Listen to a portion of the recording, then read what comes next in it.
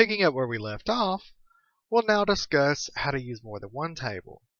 Now, according to the principles of table design we talked about, you'll remember that we really don't want to be storing the same data more than once.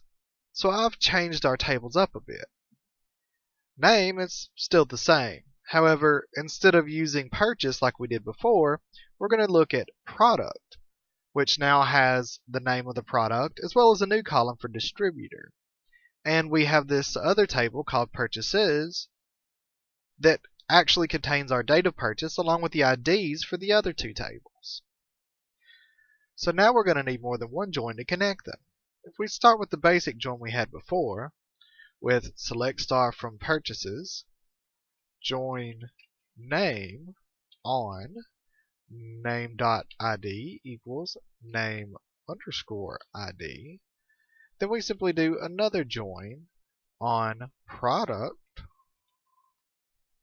with product.id equal to product underscore ID.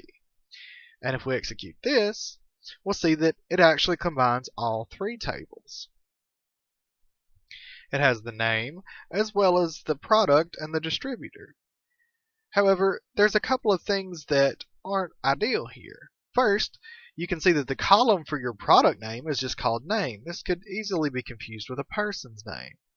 Also, when typing these, we're having to use our table names, and that can get long after a while. So we're going to solve both these issues by using something called aliases. To do that, we simply assign another value to the word that we're using. For example, purchases we can shorten to P. Name can be shortened to N.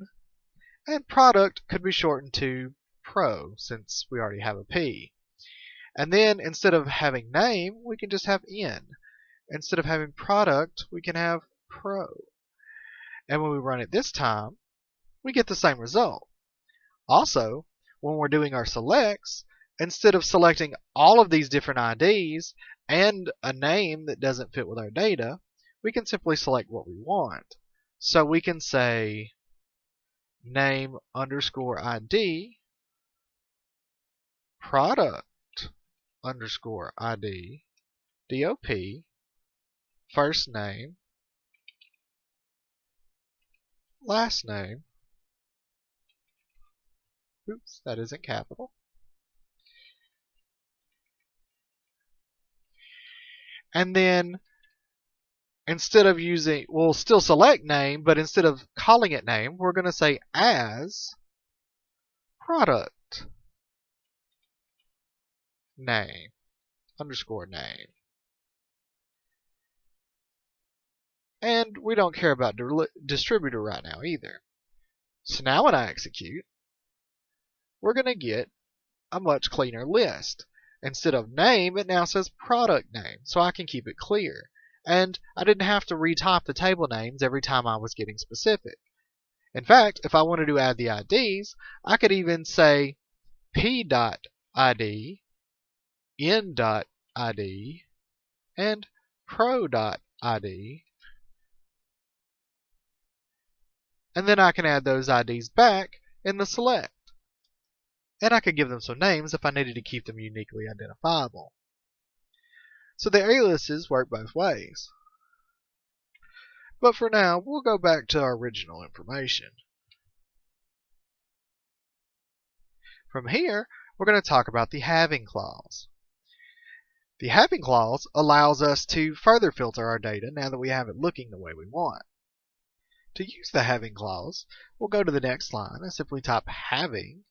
And let's say we only want them after a certain date. So we'll say DOP greater than, and we'll put it in quotes because it's not an integer, and we'll hit execute. And now we'll see that we only have the results that are further filtered by having a date later than the one we selected. Now this looks a lot like the where clause, and in fact you can even use them together, where last name like O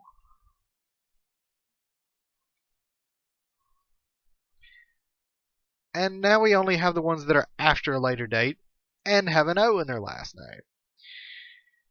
However, there is a few differences. The where is going to happen earlier on in the process than the having, and there's some things that can come in between, and we'll talk about those in a later video.